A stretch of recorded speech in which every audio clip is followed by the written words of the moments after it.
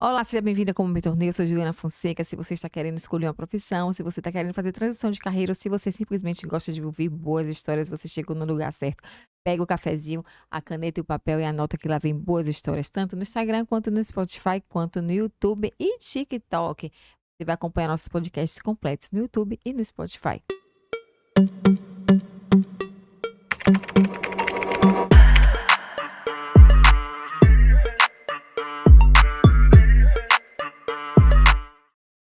E hoje a gente tem uma pessoa aqui com atividades múltiplas. Eu tô há muito tempo querendo trazer. E hoje, graças a Deus, deu tudo certo. Kleber Rosa, por favor, se apresente. Aham. Bom, primeiro agradecer imensamente o convite, né, seu carinho aqui, a recepção maravilhosa. Eu sou Kleber Rosa, tenho 49 anos, faço 50 anos em maio. Muito feliz com essa idade, porque a maturidade é uma coisa porreta, né, apesar de ter As crisezinhas. não, pra mim não tem Tem crise não? não, pra mim tá tudo ótimo. A época que o cara vai comprar um carro melhor, né? Sempre rola Curtir o isso. Quer momento, andar né, de da moto. maturidade, da estabilidade emocional, afetiva. Enfim, eu tô adorando. Sou soteropolitano e tenho não 2, mas 3 profissões. É, eu vou ter que botar barra, barra, Vamos barra. falar aqui um pouco de cada uma delas, né. Por favor. Comecei trabalhando com 12 anos de idade com meu pai, aprendi a profissão de meu pai. Qual era? Ele era estofador, né, hoje é aposentado, tá fazendo 85 anos. Eu trabalhava com reforma de móveis, né, estofado, sofá, essas. E eu desde criança, desde garoto, na verdade, 12 anos, comecei a trabalhar com ele. E aprendi a profissão, exerci a profissão, já tive estofaria e terminei indo para a universidade, fiz a minha licenciatura em Ciências Sociais, ingressei na educação, só que antes disso, no meio do caminho, eu também fiz concurso para a Polícia Civil, né, ingressei na carreira de investigador da Polícia Civil. Hoje eu concilio as 2 funções, né, professor e investigador da Polícia Civil. Pronto, agora vamos voltar um pouquinho. Então, nessa época eu não sei, mas ciências sociais já era o que você queria fazer na faculdade ou você demorou mais um tempinho para chegar nesse ciências sociais? Demorei. Na verdade, com 15, 16 anos, eu nem sabia o que era universidade. Que bairro Eu era? morava no nordeste de Amaralina, não estava no universo Sim. do meu extrato social, a universidade como perspectiva. Na verdade, nesse período eu trabalhava com meu pai, com a estofaria, e era dessa forma que eu me via, como Sim, alguém. você se via daqui a 40 anos com uma Porque boa loja de é por estofaria. aí, porque o que é que acontece? A gente que vive nesse universo, o importante é livrar o filho de possibilidades de se envolver com coisas erradas e dar Sim. a ele uma profissão.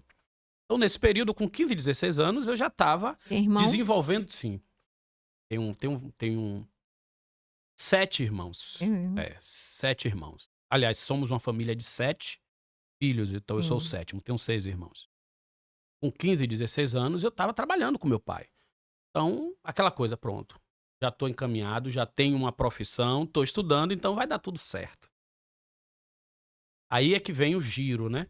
É justamente nesse período que eu inicio a minha militância política no Foi antes da colégio, graduação, no então? colégio, no movimento estudantil secundarista, né. Exatamente com 16 anos eu começo ali, a gente funda o grêmio estudantil do colégio, Hum, Colégio Manuel Devoto, e sim. obviamente que o exercício da militância, o exercício da vida política, é quem me apresenta um outro horizonte. Eu passo a ter contato com estudantes de outras escolas, de escola técnica, do IFBA, do IFBA não, na época era escola técnica mesmo. E aí você começa a ter outras referências. Estudantes de grêmio de escolas particulares e a perspectiva, abre-se ali um universo de relações que me apresenta um Sim, mundo para além daquele que era o meu, sim. né, reduzido, limitado, do ponto de vista das expectativas. E o próprio exercício da vida política abre a curiosidade para compreender melhor as relações sociais.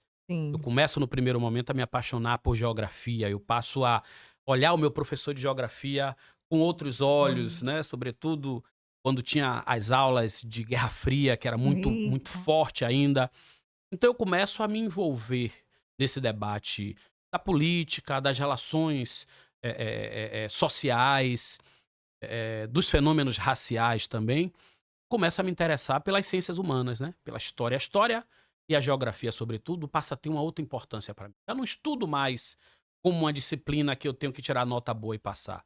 Eu começo a estudar e tirar dali elementos que me ajudam a compreender o mundo que hoje já é objeto da minha curiosidade, a partir desse universo da militância.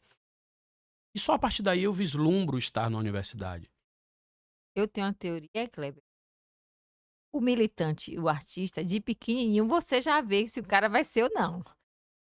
O É, militante na eu acho que escola, sim. ele já começa a se organizar para querer uma coisa melhor, uma aula melhor, um laboratório Eu melhor. sempre tive esse tino, assim, de liderança. Eu sempre Desde fui já líder de de sala. pequenininho. Sempre fui líder de turma. Desde a quinta série eu era líder de turma. E o interessante é que eu sempre fui muito ativo e sempre me identifiquei, por incrível que pareça, com a turma da bagunça. Turma do fundão. Eu sempre me Sim, identifiquei. Mas eu sempre consegui estar no fundão, brincar, às vezes até atrapalhar a aula, mas não deixar de estudar. sim, Então eu transitava ali entre um sim. universo e outro, E hoje você é né. professor para Pois pagar é, aquele karma que você pois é. ganhou Mas por naquele incrível que pareça, momento. eu super me identifico com os meninos que estão nesse lugar, Sim, sim, sim, entendeu. sim, sim, Tem com uma certeza. inquietação latente, tem um potencial Tem. ali que se a gente souber lidar com isso, então acho que talvez isso seja até uma vantagem, porque eu entro na Sim. sala de aula e quando eu vejo a turma da bagunça, Ah, parece que eu olho pra mim, eu digo: "Aí tem futuro, aí tem saída, ainda dá pra resgatar e colocar num caminho legal". Eu olho muito que nessa bom. perspectiva, né. Então é isso, é a militância, é esse universo que me abre a possibilidade. Então, eu não sei quando é que surge de forma mais elaborada em mim, mas eu foco na antropologia. Ah, Foco na antropologia. Antropologia, você antropologia. gostava de estudar já esse É. tema. Só depois de algum tempo que eu me dou conta de que a antropologia ela é um ramo das ciências sociais, que eu teria que fazer o curso de ciências sociais para, no curso, eu escolher a antropologia como objeto a ser, como é que eu diria, priorizado, né, porque são Uhum. 3 ramos nas ciências sociais, que é a sociologia, a ciência política e a antropologia. Então eu Hum. entro na universidade, no curso de ciências sociais, com um olhar voltado para a antropologia. E quando deu esse estalo, assim: "Vou fazer faculdade de ciências sociais", você estava fazendo o quê? Estava de estofador ainda, já estava trabalhando em outros Eu lugares? trabalhei de estofador sempre até Hum. que eu tenha entrado na universidade. Quando eu entro na Hum, universidade é que abrem-se outras sim. possibilidades, eu começo a fazer estágio, eu começo a desenvolver, trabalhos relacionados ao mundo acadêmico, mas que também eram remunerados, né. E tu tinha Primeiro quantos anos? primeiro trabalho interessante que eu participei nesse sentido foi o censo da reforma agrária. Ah, Imagine, eu fiz o censo da reforma agrária junto com o INCRA, uma parceria do INCRA com a UFBA, e eu passei 15 dias no oeste da Bahia, visitando diversos assentamentos em diversos municípios. Um trabalho fantástico, uma com experiência com que idade fantástica. isso, mais ou menos? Eu Mais ou tinha menos, eu tinha 23 anos. mesmo. Eu entrei na universidade com 23 anos. Eh, então, é Já e quando foi eu fazer esse censo já. sim, no primeiro ano já eu fui Mesmo. fazer esse censo, foi uma experiência fantástica, parecia um Big Brother, na verdade. Era uma equipe de mais de 15 pessoas Eita, morando junto, comendo junto, misericórdia. teve muito conflito. Hoje, quando eu vejo o Big Brother, eu fico lembrando. O povo brigava, era uma confusão, mas foi uma experiência fantástica de estar ali em contato com as pessoas, com os trabalhadores rurais e tal. Conhecendo também o interior da Bahia, né, a margem do Rio São Francisco, Bom Jesus da Lapa, Carinhanhas, Santa Maria da Vitória, Serra do Ramalho, fui em vários lugares lindos. Então, na verdade, assim, a profissão de estofador, que era, digamos, a minha tábula de salvação, né, vindo ali da condição de Sim, vulnerabilidade social, sim, econômica, era queira que não queira uma ela começa a estabilização. perder espaço para uma perspectiva maior, melhor. enfim, não sei hierarquizar, mas uma outra Sim. perspectiva, né, que se abria o universo para mim. Então é nesse momento que eu deixo o trabalho de estofaria, começo a desenvolver outras atividades que de alguma forma me renderam recursos para a sobrevivência. E foi muito difícil entrar na faculdade? Não, para Hum. mim não foi. Quer dizer, minto, minto.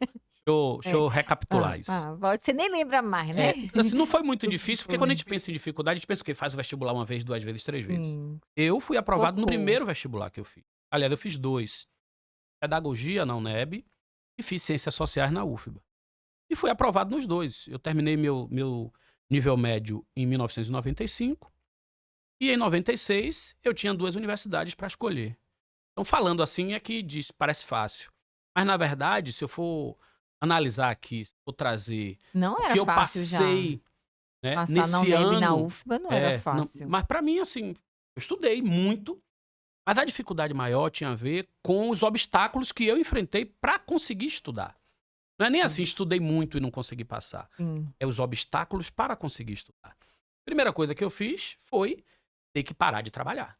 Dizer a meu pai: olha, de hoje em diante você vai ter que se virar sozinho, eu vou focar no estudo. E E aí? era a única fonte de renda que tinha em casa, né, de uma família de 7 pessoas.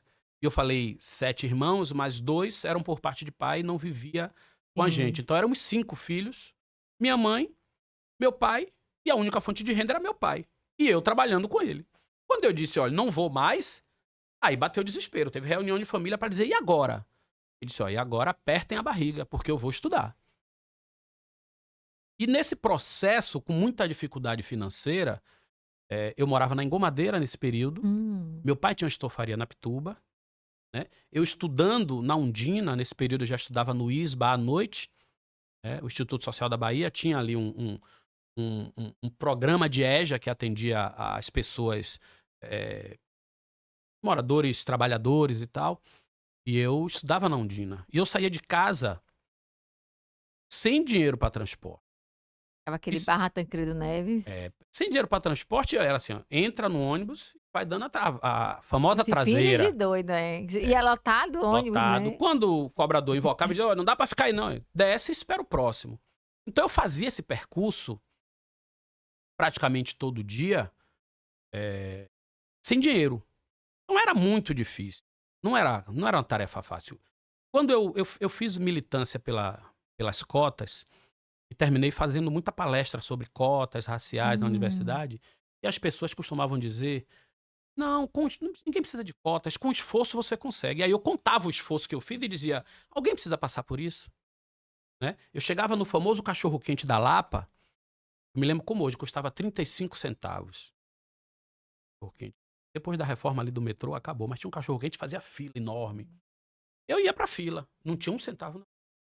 Aí chegava uma pessoa atrás e dizia: "Pô, você me arranja 5 centavos pra inteirar?". Pronto, já me deu De 5. 5 em Na 5. prática eu pedia mesmo dinheiro pra conseguir Sim. comer, né, pra conseguir ir pra escola e depois chegar em casa. Então assim, era um cotidiano, era todos os dias uma luta pra conseguir estudar. E eu Aí já no finalzinho ali, acho que agosto talvez, eu consegui uma vaga num cursinho chamado Mutirão. Era formado por professores militantes que atuavam nos cursinhos tradicionais da cidade e que combinaram cada um dar uma aula por dia no Mutirão, de forma gratuita, para atender a estudantes de baixa renda. Então eu consegui uma vaga nesse cursinho, então era a minha rotina. Ia para o cursinho, ia de manhã ajudar meu pai, aí de tarde eu ia para o Mutirão e de noite eu ia para a escola. E eu fazia esse roteiro todos Todos os os dias sem dias. dinheiro, né. Tinha que me virar para pegar transporte, tinha que me virar para comer, tinha que me virar para chegar em casa. Então, não foi fácil. Mas eu acho que eu fui recompensado pelo esforço, né, e chegava em casa de noite, eu ia estudar. Chegava em casa às vezes 23h, 22h30, eu ia estudar, ia assistir muito documentário na TVE, né. Aí Hum. ficava até 2h.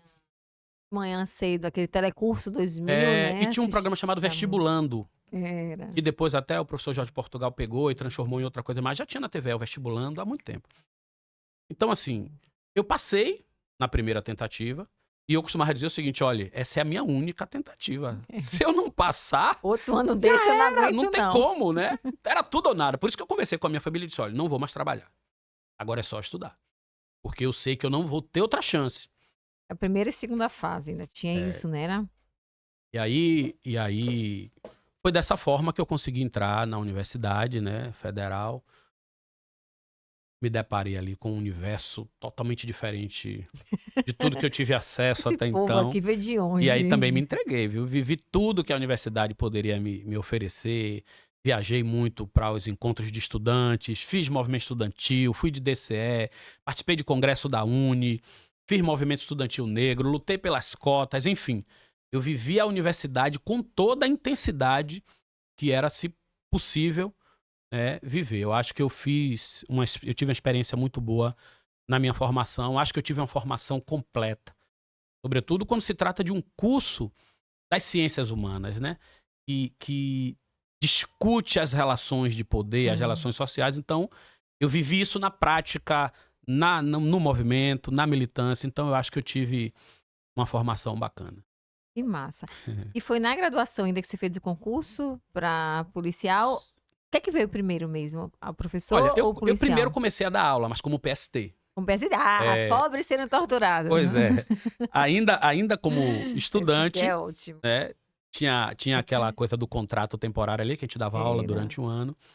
Então, só que a gente só podia dar aula a partir se eu não me engano, era do segundo ano. O primeiro ano eu não podia dar. Então, Universidade para Todos já tinha? Essa não, época ainda não, né? não tinha. Peguei, mas foi em 2003, Não tinha, 2004. não. Então, em 97, eu começo a dar aula. Vou para a sala de aula a primeira vez, em 97, para dar aula Da para aula de adultos. quê? História. História, né? História. Fui dar aula de história. Na verdade, assim, era um misto, né? Dava aula de história, de filosofia, Filosofia. era sempre várias disciplinas. Eu fui dar aula justamente no Nordeste de Amaralina, então o bairro que eu me criei, que eu vivi. Terminei sendo professor de ex-colegas, né? Eu coloco isso, inclusive, na minha dissertação do mestrado, que eu digo, olha a experiência de você voltar e dar aula para pessoas que ficaram para trás, né? Pessoas que foram colegas meus de sala de aula e agora viraram meus alunos na escola noturna, né? É dramático, se a gente for analisar. Aliás, eu analisei isso, né? Escrevi sobre isso. Então, minha primeira experiência ali, muito jovem ainda, né? 97, eu tava com 23, 24 anos, 23 anos. Na verdade, eu entro em 92, 96 com 22 anos. Eu falei 23, mas era 22 anos. Então, 97 eu vou para a sala de aula com 23 anos, dando aula para pessoas com 50 anos, com 60 anos. Então, o primeiro desafio foi esse, foi ser levado a sério, né? É mesmo. Ser levado a sério na sala de aula, até porque, Verdade. assim, as pessoas me viam como alguém dali. Pô, eu te Ó, vi aqui filho outro de não dia sei pivetando, quem. aí agora você tá aqui dizendo que é meu professor, que história é essa? É o filho de não sei quem. É.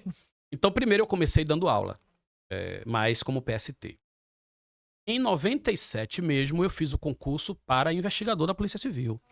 Teve concurso, eu fiz. Terminei só entrando no ano 2000. Foi nesse primeiro concurso que você fez logo. Você estudou como pra esse concurso? Eu não estudei. Não, Cabeção, né? é porque eu estava na universidade, eu acredito que eu estava na Ah, universidade, então eu estava exercitando, eu não estudei especificamente, tem né? Lei 8.112, essas coisas. Não, o concurso também não era esse de hoje. Não tinha tanta legislação no concurso, sabe? Era um outro concurso. Mas também não era tão fácil assim, Não, não não. era, não era. Mas eu acho que é porque eu estava muito fresco, eu vim de um vestibular, eu Sim. estava ali na universidade lendo muito. Curso de Ciências Sociais é um curso Abre, que é, né? antes de Deve ser. qualquer coisa, leitura. Que lê. Então, o exercício da leitura, né, e o próprio exercício do entendimento do mundo, né, dá uma base muito grande. Então, eu fiz o concurso para. Primeiro, eu fiz o concurso para bombeiro da Polícia Militar, né, e passei também, mas não gostei. Fui a primeira vez. Aí Não eu é pra disse: mim, não, não. não, não, não, não dá, Muito não, arriscado. não, não. Bombeiro. Não é nem pela profissão de bombeiro, é mais por ser militar. Ai, Entendeu? Não é nem por bombeiro. Bombeiro legal. Mas a disciplina militar, aquela coisa militar, eu fui a primeira vez, Sei bem. cortaram meu cabelo lá mesmo, e aí negócio de bater continência, aí olha pra cima pra bandeira, eu digo que nada, nunca mais eu volto aqui. Foi um dia só, eu fui embora. Fui embora. Aí fiz o concurso pra policial civil, e entrei na Polícia Civil no ano 2000. E nesse período, todo concurso que tinha eu fazia, né? Tava na graduação Tava ainda. na graduação. E fiz o concurso também para professor e passei. Só Do que eu não pude estado? assumir, sim. Só que eu não pude assumir porque eu ainda estava cursando. Então, fiquei no interstício ali, no intervalo ainda de validade do concurso. Quando eu fiz a minha graduação, né? Eu me graduei, eu colei grau numa quarta-feira. Quarta-feira de manhã eu colei grau. Quarta-feira de tarde eu estava na Secretaria de Educação com meu atestado, assumindo minha vaga. E quinta-feira eu estava em sala de aula já como professor efetivo. Então eu já saí da universidade, né, com essas Bom, duas né? profissões, né? Trabalhando já na polícia e já agora como professor. Bom, né?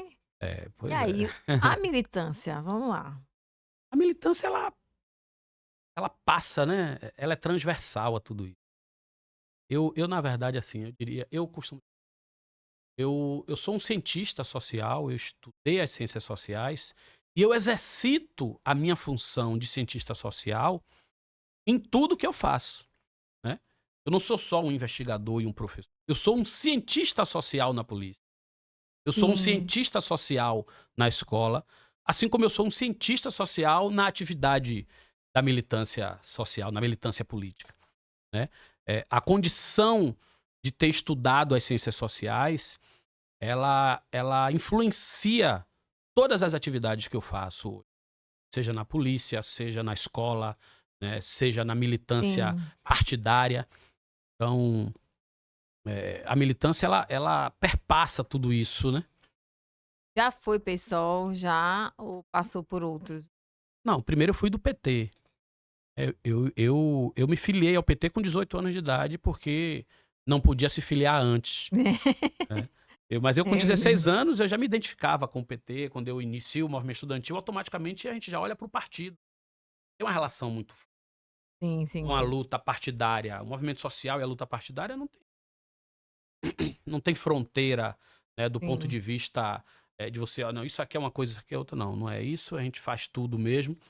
E eu já olhava para o PT ali, já tinha vivido aquele fenômeno de Lula em 89, o PT já estava vivendo aquele momento fantástico. Então, eu começo ali a me aproximar da militância petista e tal, e me filio ao PT com 18 anos. E aos 20 anos eu entro na direção municipal do PT em Salvador, no diretório municipal, indicado ali pelo grupo da deputada Maria José Rocha. Maria José Rocha foi da PLB, foi deputada por 2 mandatos, pelo PT aqui na Assembleia Legislativa, e eu fiz campanha para ela, a gente compunha ali o mesmo grupo político e tal, e aí eu entro no diretório municipal, do PT, mas é a única experiência que eu tenho de fato na direção partidária. Eu me tornei, na verdade, um ativista dos movimentos sociais, linkado com o projeto partidário, linkado com diversas candidaturas populares, como sempre fiz campanha para Luiz Alberto, companheiro nosso do movimento negro que faleceu inclusive recentemente. Enfim, sempre estive engajado nesse processo da militância partidária, mas eu sempre atuei nos movimentos sociais, no movimento estudantil, no movimento negro e depois no movimento sindical, né? Eu saio da universidade, eu vou para o movimento sindical, tanto sim que participei ativamente das greves da educação, algumas dessas greves da educação, movimento também na Polícia Civil, já participei de chapa de eleição de sindicato na Polícia Civil, e hoje eu sou coordenador geral da FETRAB, que é a Federação dos Trabalhadores Públicos do Estado da Bahia, né? Então, de alguma forma, ainda estou atuando no movimento sindical, a partir da FETRAB. Sempre atuei no movimento negro, que é uma luta também paralela, né, transversal, Sim. perpassa todas as outras ações. Então, a militância é isso, né? Na verdade, assim, eu diria que eu sou produto da luta política, eu sou produto da militância. Foi Hum. o despertar para a luta social que me abriu o universo de possibilidades da universidade, tudo mais, né. sim. Então Ó, e exato, que possibilitou, né, você ter um isso. olhar muito mais amplo. Agora, Kleber, digamos, supondo, assim, uma amiga minha que se filiou, assim, a um partido lá na internet, mas nunca entrou, mas ela tem vontade, sabe, Aham. de entrar na militância. Como é que ela faz? Quais são as etapas que a pessoa que quer entrar, né, mas para ajudar a comunidade? Porque essa amiga minha, ela é professora, professora do estado, e ela gostaria de fazer mais. O que é que você indica? O que é que você sugere para essa amiga minha? Olha, fazer contato com alguém do partido que ela tenha referência, Hum. e a partir daí começar a vivenciar as atividades Tem partidárias. reuniões Tem esporádicas? Como é reuniões que tanto funciona? do partido em si, como, né, dos movimentos, das correntes, dos diversos grupos que constroem o cotidiano do partido, né. Então o primeiro passo é ter uma referência de alguém que está, para começar a acompanhar as atividades, porque na verdade a atividade partidária ela não é uma atividade, que se resume à vida do partido em si. Sim. Até porque o partido ele tem instâncias. Ele tem a direção, ele tem um diretório, ele tem a direção executiva, ele tem congresso, tem espaços específicos. Mas é possível militar num partido mesmo não fazendo parte da direção, né. A gente milita num partido, às vezes, militando em um determinado grupo do partido, Sim. que disputa espaço interno no partido, tem candidaturas dentro do partido. Então, Tem uma primeiro, hierarquia, né, não diria que é hierarquia não, eu diria que tem de camadas, camadas. né. São camadas diferentes de participação no universo partidário, né, que passa inclusive pelo próprio exercício da militância social, né. Então, primeira dica, fazer contato com alguém, né, e aí começa a participar das reuniões, Qual o vai arroba do compreendendo. Kleber Rosa para essa pessoa já fazer contato lá com seu arroba? É, kleber.rosa.pessoal é meu Instagram, né, e aí eu dou atenção, viu. Não tem ninguém Eu que me chame sei. pelo Instagram que eu não responda, que eu não dialogue, entendeu? É uma ferramenta de comunicação hoje que para mim funciona melhor do que o WhatsApp. E às vezes no WhatsApp eu não consigo dar Não, não, resposta, às vezes as vixe. mensagens se perdem, a gente não volta, mas no Instagram eu consigo acompanhar pessoalmente as mensagens, né, dialogo com as pessoas e por ali a gente dá início a um processo aí de diálogo mais Próximos próximo. projetos, Kleber, esse ano 2024? Um grande desafio, né, que é a candidatura à prefeitura de Salvador. Meu partido já me indicou como pré-candidato. Nós já estamos dando início ao processo de construção do programa de governo. Vamos apresentar, pretendemos apresentar um projeto que aponte Salvador como uma cidade de inclusão, como uma cidade que enfrente o problema das desigualdades, que afeta a nossa população mais vulnerável.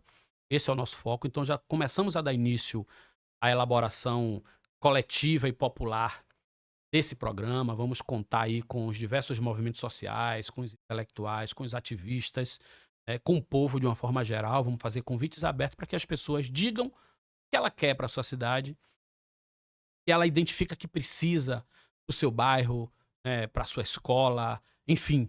E é dessa forma que a gente vai apresentar esse nosso projeto para Salvador. Eu estou muito animado, tenho me dedicado a estudar muito outras experiências de gestão popular. Eu estou lendo Sim. agora um livro que narra as experiências assim, da gestão de Luiz Erundina na década de 80, quando foi prefeita de São Paulo.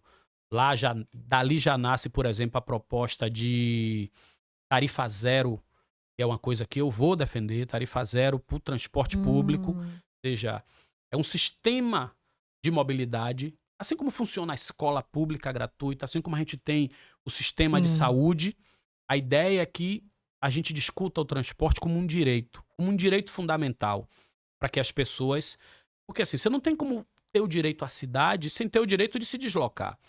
Primeiro direito à cidade é o direito de andar por ela, de estar em qualquer lugar.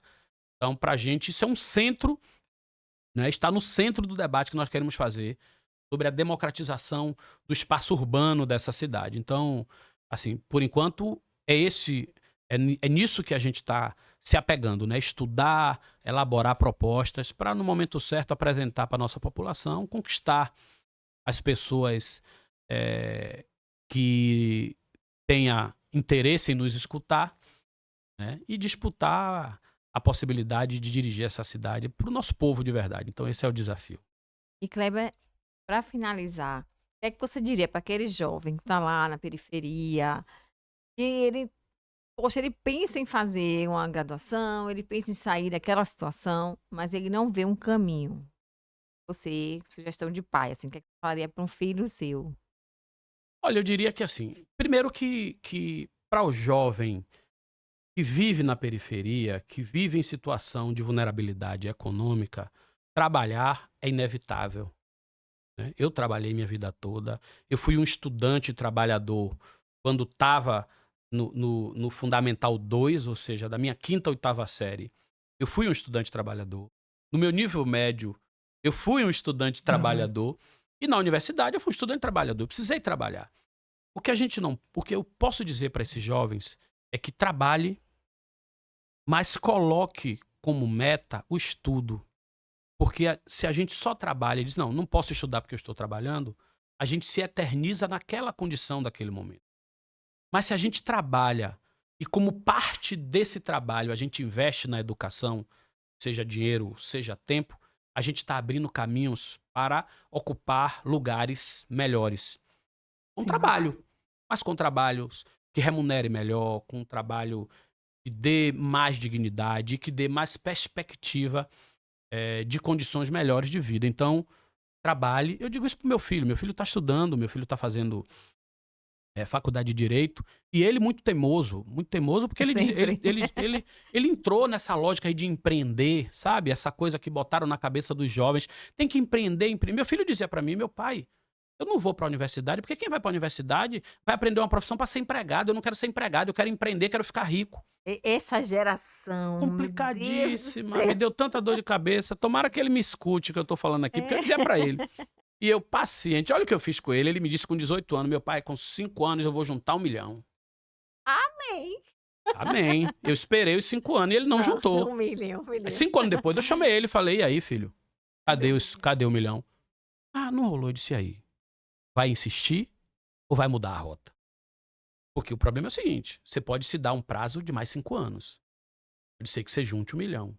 Mas pode ser que daqui a 5 anos você esteja exatamente onde você está agora. E aí? Você vai topar daqui a mais 5 anos, tá do mesmo jeito que você tá? Ou vai mudar a rota?